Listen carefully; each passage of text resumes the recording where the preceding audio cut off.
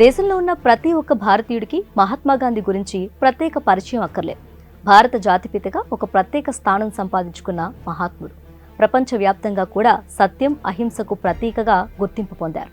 కానీ ఇప్పుడు ఆయన వారసులు ప్రజలను మోసం చేసిన ఘటనలో జైలు పాలు కావటం సర్వత్రా చర్చనీయాంశంగా మారింది. గాంధీ మనుమరాలు, మానవ హక్కుల కార్యకర్త ఎలా గాంధీ కుమార్తె లతా రామ్ గోవింద్ దారుణ మోసం కేసులో దోషిగా తేలారు. ఈ ఘటన దక్షిణాఫ్రికాలో చోటు చేసుకోగా ప్రస్తుతం హాట్ టాపిక్ గా మారింది. డర్బన్లోని specialize commercial crime court Lata Ram Govind కు 7 సంవత్సరాల కఠిన కారాగార శిక్షను విధించింది. 2015లో దాదాపు 3.22 కోట్ల విలువైన మోసం కేసులో నేరం రుజువవడంతో ఈ తీర్పు ఇచ్చింది న్యాయస్థానం.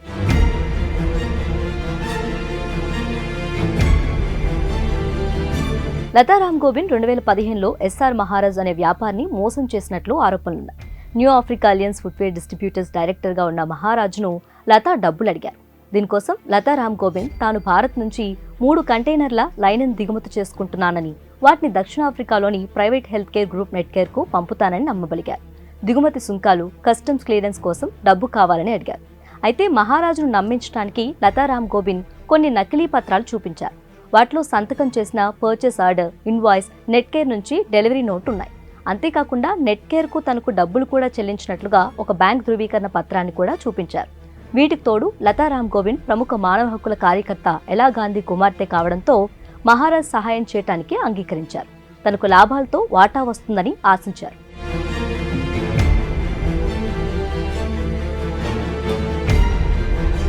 అయితే ఆ డాక్యుమెంట్లని నకిలీవని తర్వాత తేలింది. అసలు భారత్ నుంచి ఎలాంటి వస్తువులు దిగుమతి కాలేదని తెలిసింది. దీంతో మహారాజ్ పోలీసులకు కంప్లైంట్ చేయడంతో ఎంక్వైరీ మొదలుపెట్టారు.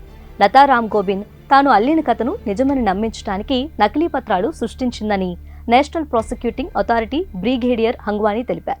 మరో ఎన్పీఏ ప్రతినిధి నటాషా కారా లతా నకిలీ ఇన్వాయిస్లు, ఈమెయిల్ను ఉపయోగించి మహారాజును మోసం చేసిందని ధృవీకరించారు. దీంతో కోర్టు ఆమెను దోషిగా తేల్చి లతా అప్పీల్ చేయడానికి చేసిన అభ్యర్థనను కూడా తిరస్కరించింది. 2015లో ఆమెకు 50,000 రాండ్ల పూచికత్తుతో బెయిల్ లభించింది. ఆ సమయంలో Lata Ram Govind participative development initiative అనే కార్యక్రమాన్ని నడిపేవారు. అప్పుడు తాను సామాజిక, రాజకీయ, పర్యావరణ సమస్యలపై దృష్టి సారించే కార్యకర్తగా చెప్పుకున్నారు.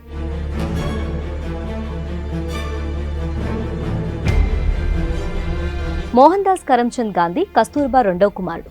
మన్లాల్ గాంధీ కూతురు ఎలా గాంధీ కుమార్తె ఆశిష్ లతా రామ్ గోవింద్.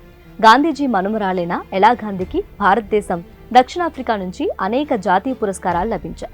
శాంతి కోసం ఆమె చేసిన కృషికి గుర్తింపుగా ఈ అవార్డులు వచ్చాయి. ఆమె బంధువులు కీర్తి మీనన్, సతీష్ ధూపేలియా, ఉమా ధూపేలియా, మైస్రా కూడా సామాజిక సేవ ఉద్యమాలతో పేరు తెచ్చుకున్నారు. కానీ ఇప్పుడు ఆమె కుమార్తె లతా రామ్ గోవింద్ మాత్రం జైలుకు వెళ్లాల్సిన పరిస్థితి వచ్చింది. ఇది గాంధీ కుటుంబ గౌరవానికి భంగం కలిగించే అంశంగా భావిస్తున్నారు పలువురు మేధావులు. సమాజానికి మార్గదర్శకులుగా నిలవాల్సిన ప్రముఖులు, వారసులు మోసం చేసిన కేసులో దోషిగా మారడమేంటని అసహనం వ్యక్తం చేస్తున్నారు.